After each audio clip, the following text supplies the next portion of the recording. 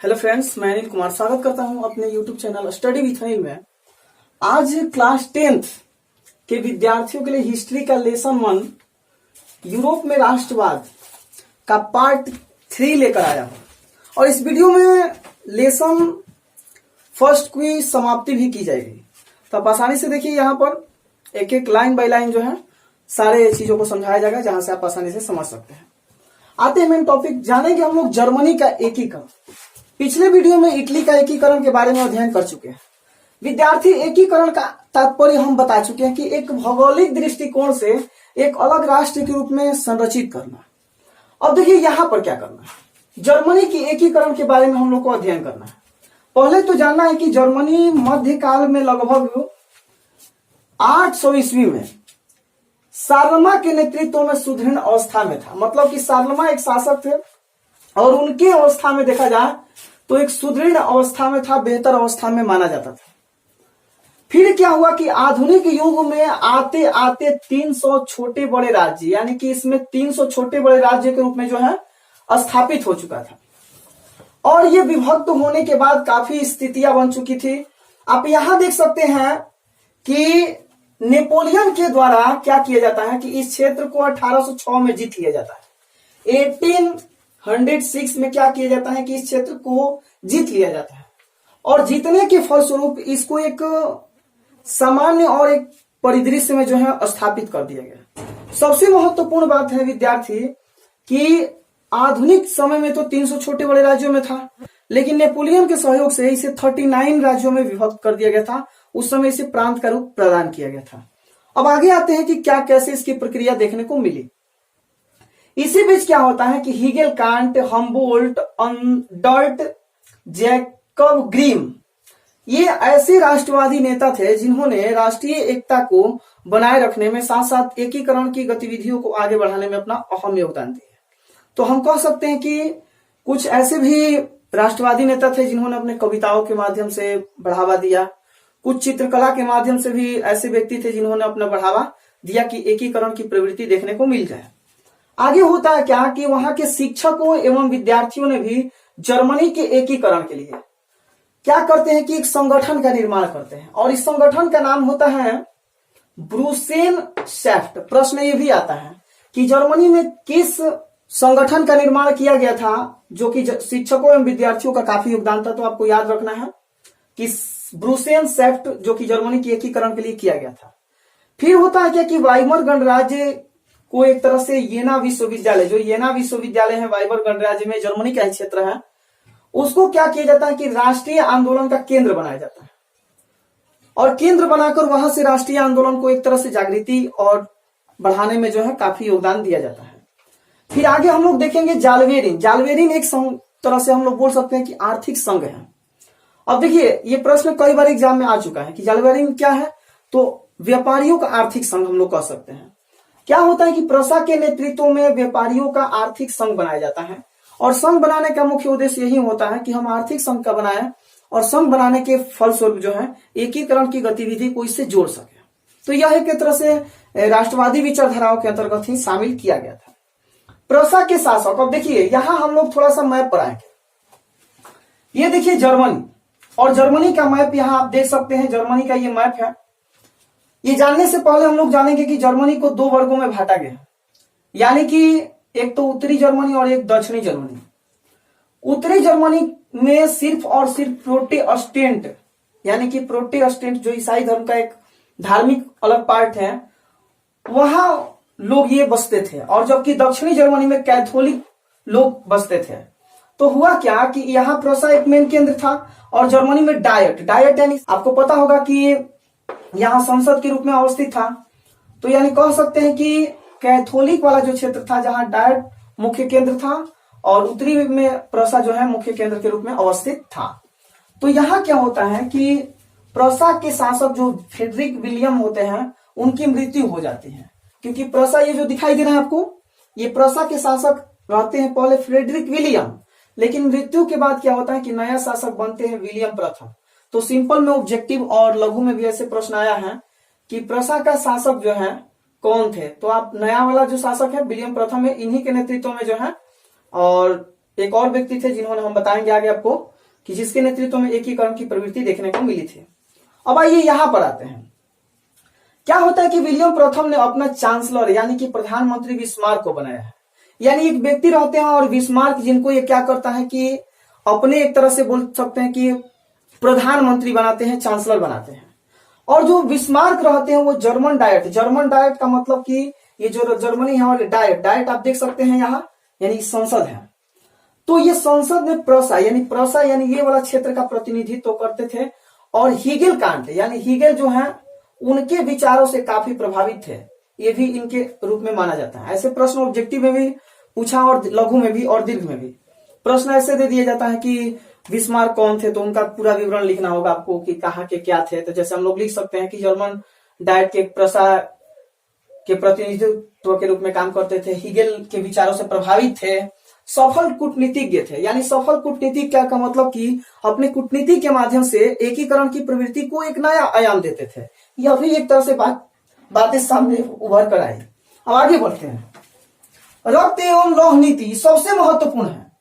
Bismarck ने क्या करता है कि एकीकरण के उद्देश्य से अनिवार्य सैन्य सेवा लागू करते हैं और इन्होंने क्या करते हैं कि रक्त एवं लौह नीति का अवलंबन करते हैं।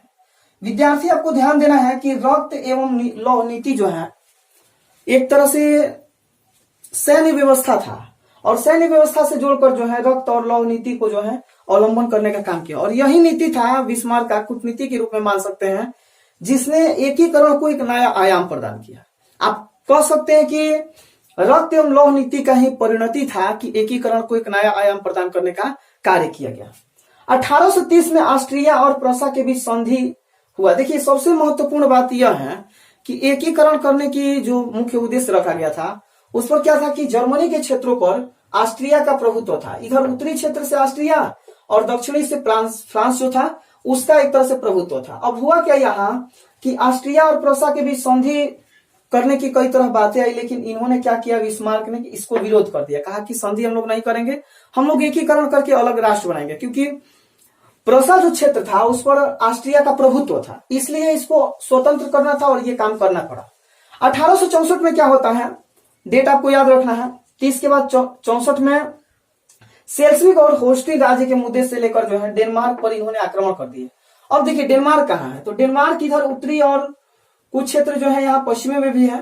तो इस क्षेत्र में क्या था मेन मुद्दा कि डेनमार्क भी इधर आना चाहता था, धीरे धीरे बढ़ रहा था, इसीलिए जो है इधर से आक्रमण कर दिया जाता है और आक्रमण करके इस क्षेत्र को भी इसे एकीकरण करने का कार्य किया जाता है।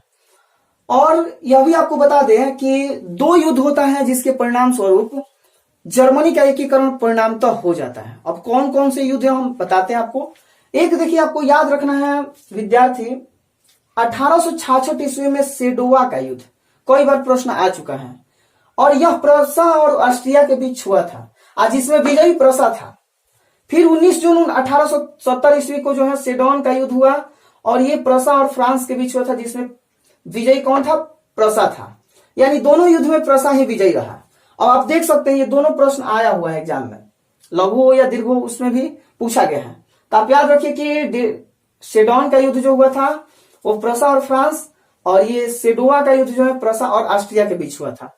तो यह तरह से हम लोग बोल सकते हैं कि दो ही इसका दुश्मन था जर्मनी का, एक तरह से बोल सकते हैं उत्तरी क्षेत्र में ऑस्ट्रिया और दूसरी दक्षिणी क्षेत्र में जो है फ्रांस। तो दोनों से जीत के बाद क्या हुआ कि एक अंतिम रूप से होता है क्या कि 1871 में 10 मई 1871 में फ्रैंकफर्ट की संधि होती है। फ्रैंकफर्ट की संधि जो है फ्रैंकफर्ट नामक स्थान पर होती है और इस संधि में जो है फ्रांस और प्रसा शामिल होते हैं और यह तय होता है कि ये वाला सीमांकन जो क्षेत्र है वो एकीकरण के रूप में जर्मनी के क्षेत्र में चला जाता है और कुछ क्षेत्र जो बचा होता है जो फ्रांस के क्षेत्रों में चला जाता है। तो इस प्रकार से हम कह सकते हैं कि एकीकरण की प्रवृत्ति जो है देखने को मिली। तो हम लोग कह सकते हैं कि जर्मनी के एकीकरण में महत्वपूर्ण अगर योगदान की बात आती है तो बिस्मार्क का था, जिन्होंने अपने रक्त एवं लौह नीति के माध्यम से जो है एकीकरण को एक नया आयाम दिया। इसके बाद इसके साथ साथ कह सकते हैं कि जो प्रसा के शासक जिनका नाम विलियम प्रथम था उनका भी काफी योगदान था, क्योंकि उन्होंने ही अपने नेतृत्व में इन्हें प्रधानमंत्री भी बनाए थे। आपको पता होगा कि प्रश्न भी लघु उत्तरीय में हर साल देता है प्रश्न कि बिस्मार्क अपने से जो है अगर चाहे कि एकीकरण की प्रवृत्ति कर ले या एकीकरण कर ले तो संभव नहीं था, क्योंकि उसमें विलियम प्रथम का भी काफी योगदान माना जाता है। तो अब हम लोग जानेंगे इसके बाद कुछ यूरोपीय कंट्री जिसमें राष्ट्रवादी आंदोलन और भी देखे गए थे, तो उसके बारे में हम लोग देख लेते हैं कि क्या स्पष्टीकरण मिल रही है। अब यहाँ हम लोग जानेंगे यूनान में राष्ट्रीयता का उदय कैसे हुआ। आपको बता दें कि यूनान का अपना एक गौरवमय अतीत रहा है, यानी कि इसका इतिहास काफी पुराना है। आपको पता भी होगा कि यूनान जो कि अब वर्तमान में ग्रीक या ग्रीस के नाम से जाना जा रहा है, तो हम कह सकते हैं कि इसका गौरवमय इतिहास रहा है, लेकिन इस पर तुर्की का आधिपत्य था। तो फिर जाकर क्या हो कि हितेरिया फिलाइका नामक एक संगठन बनाया गया ओडेसा नामक स्थान पर। ये हितेरिया फिलाइका संगठन बनाकर इसका उद्देश्य था कि तुर्की के जो शासक है यूनान से उसको निष्कासित कर दिया जाए, हटा दिया जाए। फिर क्या होता है कि 1821 में अलेक्जेंडर चिपसिलांटी के नेतृत्व में, जो कि यूनान के ही शासक के रूप में है, उनके द्वारा क्या किया जाता है कि विद्रोह प्रारंभ कर दिया जाता है। और विद्रोह ऐसा व्यापक रूप लेता है कि अंततः जो है यूनान को स्वतंत्रता के लिए बाध्य कर देता है। आपको बता दें कि यूनान में काफी झड़प हुई, काफी संघर्ष की भावनाएं देखी गई, लेकिन संघर्ष के बाद भी जो है यह स्थिति को एक बरकरार रखा गया, बेहतर स्थिति में लाया गया था। फिर क्या हुआ कि 1826 में ग्रेट ब्रिटेन रूस में, यानी कि ग्रेट ब्रिटेन और रूस में एक समझौता हुआ, और उस समझौता में तुर्की यूनान के बीच जो है एक तरह से मध्यस्थता पर बात की गई थी। और इसका परिणति ही था कि ग्रेट ब्रिटेन रूस जो है एक तरह से यूनान की तरफ से साथ दिया, और इसका परिणाम हुआ कि तुर्की वहां से हट गया। और देखिए यहाँ पर देख सकते हैं कि 1829 में एड्रियानोपुल की संधि हुई, और जो कि आप जान सकते हैं कि एड्रियानोपुल की संधि यूनान और तुर्की के बीच हुआ था। तो इस संधि के बाद परिणामतः 1832 में क्या हुआ कि यूनान जो एक राष्ट्र के रूप में था उसे स्वतंत्रता घोषित कर दिया गया, स्वतंत्र घोषित कर दिया गया। अब यहाँ एक सबसे महत्वपूर्ण है कि जैसे ही स्वतंत्र घोषित किया जाता है तो बवेरिया के शासक ओटो को स्वतंत्र राजा घोषित कर दिया जाता है, यानी वहां से राजा घोषित किया जाता है बवेरिया के शासक को। तो यहां से आपको जनरली याद रखना है कि उसके बाद जो है बवेरिया के शासक ओटो को घोषित किया गया था। यहां से ऑब्जेक्टिव के तौर पर प्रश्न जो है बने हुए हैं। आगे आते हैं हंगरी पर बात करते हैं। हंगरी की राजधानी बुडापेस्ट है, आपको याद रखना है। ये यूरोपियन कंट्री है, ये कई बार प्रश्न आ चुका है। ऑस्ट्रिया का इस पर प्रभुत्व था, यानी आधिपत्य था, इस पर कब्जा किया था। लेकिन हुआ क्या, 1848 की जो फ्रांसीसी क्रांति, उससे उसका प्रभाव इतना काफी व्यापक रूप देखने को मिला कि यहां भी राष्ट्रीय आंदोलन को देखते हुए काफी प्रबल रूप देखा गया। कोसुथ के द्वारा क्या किया गया कि हंगरियन राष्ट्रवादी नेता, जो कि आप देखिए कोसुथ एक हंगरियन राष्ट्रवादी नेता है, और फ्रांसिस डिक नामक एक तरह से बोल सकते हैं कि क्रांतिकारी वर्गहीन समाज की स्थापना करते हैं। और इसी के नेतृत्व में पूरी कोशिश की जाती है कि यहाँ एक स्वतंत्र राष्ट्र घोषित कर दिया जाए, लेकिन कुछ समय तक देखा गया कि वहां स्थिति नहीं बन पाई। तो यहां भी बोल सकते हैं कि एक तरह से असफल रहा। अब आते हैं हंगरी के बाद पोलैंड पर। पोलैंड में भी देखिए छोटा छोटा राष्ट्र है जहां पर इंपोर्टेंट चीजें फैक्ट दिया है, उस फैक्ट से हम चर्चा कर रहे हैं। पोलैंड 1830 की क्रांति, जो फ्रांसीसी क्रांति, पढ़ चुके हैं फर्स्ट पार्ट में। अगर आप पार्ट 1, 2 नहीं देखे हैं तो डिस्क्रिप्शन में उसका लिंक दिया गया है, आप आसानी से जाकर देख सकते हैं। तो इसका प्रभाव देखा गया, और रूस कह सकते हैं कि रूस का इस पर ज्यादा प्रभाव था, लेकिन यह भी असफल रहा, यह भी स्वतंत्र नहीं हो पाया काफी संघर्ष के बाद।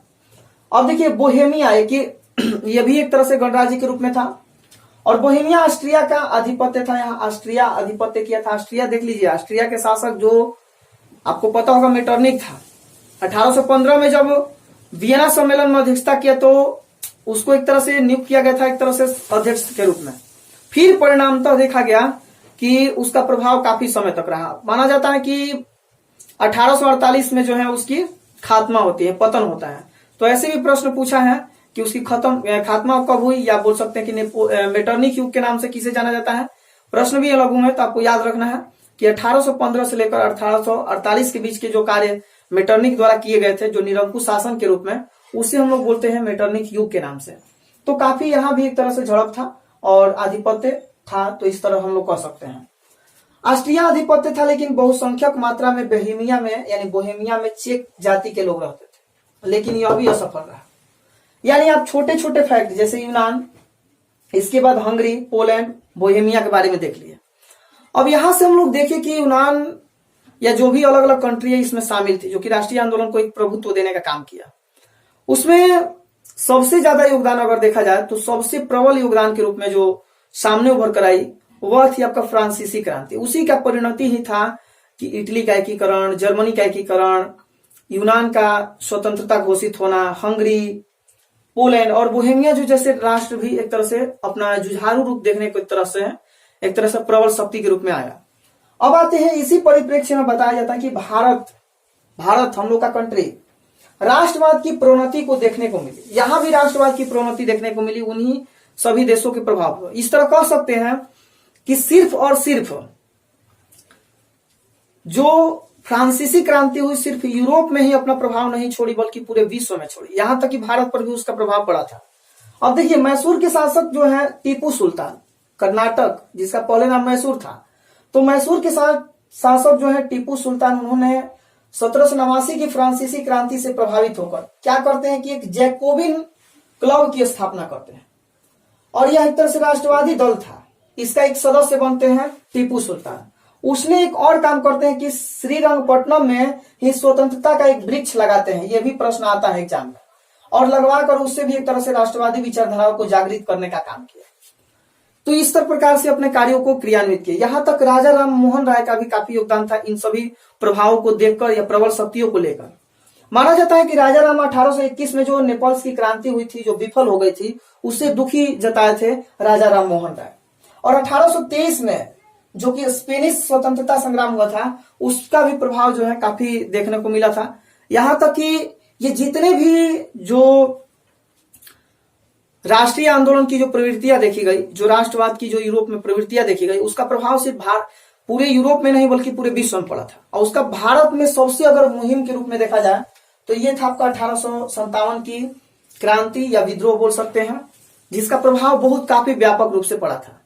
तो ऐसे हम लोग देखें कि किस प्रकार से जो है यूरोप में राष्ट्रवाद की प्रवृत्ति जागृत हुई। तो ये लेसन आपका समाप्त होता है। इसके बाद अगर आपको इसका ऑब्जेक्टिव चाहिए तो कमेंट में आप जरूर लिखकर बताइए कि हमें ऑब्जेक्टिव चाहिए, तो हम फिर क्या करेंगे कि ऑब्जेक्टिव्स पर भी वीडियो बनाएंगे। आप अगर हमारे चैनल स्टडी विथ अनिल को अभी तक सब्सक्राइब नहीं किए हैं तो सब्सक्राइब जरूर कर लीजिए तथा बेल आइकन को प्रेस जरूर कर लीजिए तथा अधिक से अधिक शेयर कीजिए। और सबसे महत्वपूर्ण बात यह है कि अगर हमारा वीडियो आपको अच्छा लग रहा हो तो अपना विचार कमेंट बॉक्स में प्रत्येक वीडियो में दिया कीजिए। क्योंकि आप अपना विचार प्रस्तुत करते हैं तो हमें एक तरह से मोटिवेशन मिलता है, अभिप्रेरणा मिलता है, जिससे हम और अभिप्रेरित होते हैं। क्योंकि इसमें तो पैसा लगने वाला नहीं, आपको सिर्फ अपना विचार देना है और ज्यादा से ज्यादा शेयर करना है, अधिक से अधिक सब्सक्राइबर जो है बढ़ाने हैं। तो चलिए मिलते हैं अगले वीडियो में, तब तक के लिए धन्यवाद। जय हिंद, जय भारत।